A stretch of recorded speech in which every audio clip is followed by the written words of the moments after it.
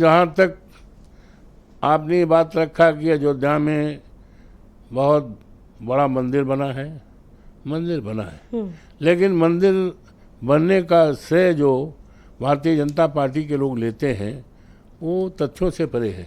मंदिर निर्माण माननीय उच्चतम न्यायालय के आदेश हुआ। आपको याद होगा जब आज दुनिया में हमारे नेता श्रद्धेय मुलायम सिंह जी नहीं रहे हैं, उनके सामने ये सवाल आता था तो उन्होंने कहा बेशक मंदिर बने या तो आपसी समझौता से बने या न्यायालय के आदेश से बने। यही बात जब माननीय अटल जी इस देश के प्रधानमंत्री हुए, उनके सामने बात रखी गई कि आप अब केंद्र में हैं, आप सरकार सूबे में है, अब मंदिर निर्माण कब होगा, तो उन्होंने भी यही बात कही कि मंदिर निर्माण होगा लेकिन या तो आपसी समझौते से होगा या न्यायालय के आदेश से होगा। अंततोगत्ता माननीय उच्चतम न्यायालय ने आदेश दिया। आज देश में किसी पार्टी की सरकार होती तो माननीय उच्चतम न्यायालय के आदेश की पालन करना होता, मंदिर बनता। ये श्रेय लेना भारतीय जनता पार्टी को, मैंने मंदिर बनवाया है, ये सत्यता से परे है।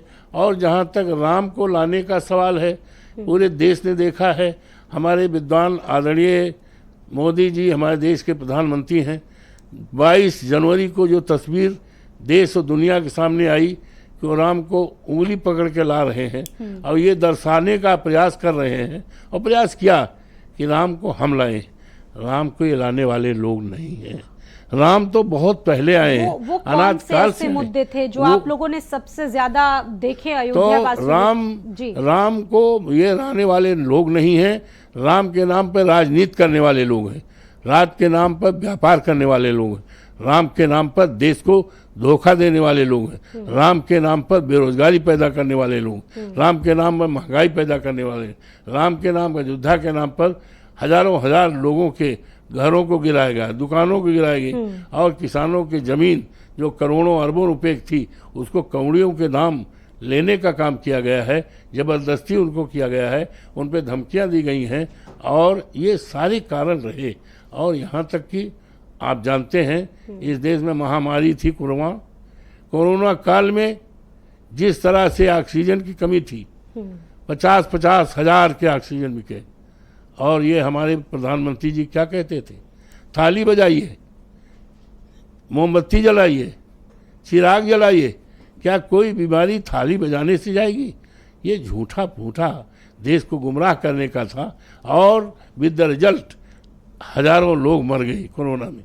इनके द्वारा जो वैक्सीन आई। सर ये सारी बातें तो आप लोगों के जमीनी मुद्दे रहे, हाँ। लेकिन एक सवाल ये है कि अयोध्या का जो साधु संत है वो इस बात को कह रहा है कि अयोध्या के लोग कभी अपने राजा को सम्मान नहीं किए। जब भगवान राम राजा थे तो उनको वनवास भेज दिया, रोका नहीं, और एक राजा अभी है अवधेश प्रसाद ने हरा दिया, यहाँ से जनता ने मतलब उनको विदा कर दिया। तो राजा का कभी सम्मान नहीं किया यहाँ की जनता ने। तो इस बात को आप मानते हैं? आप भी अयोध्या के रहने वाले? हम अपने को राजा नहीं मानते हैं, हम अपने को सेवक मानते हैं, और मर्यादा पुरुषोत्तम राम की धरती में हम पैदा हुए हैं।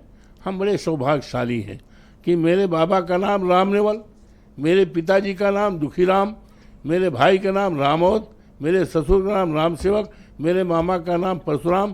तो राम तो हमारे कण कण में, हमारे पूरे रोम रोम में राम है। राम हम वहीं पैदा हुए हैं, तो असली राम भक्त हम हैं। ये नकली राम भक्त हैं जो हारे हैं। राम के नाम व्यापार करने वाले लोग हैं, राम के नाम पर देश को ठगने वाले लोग हैं।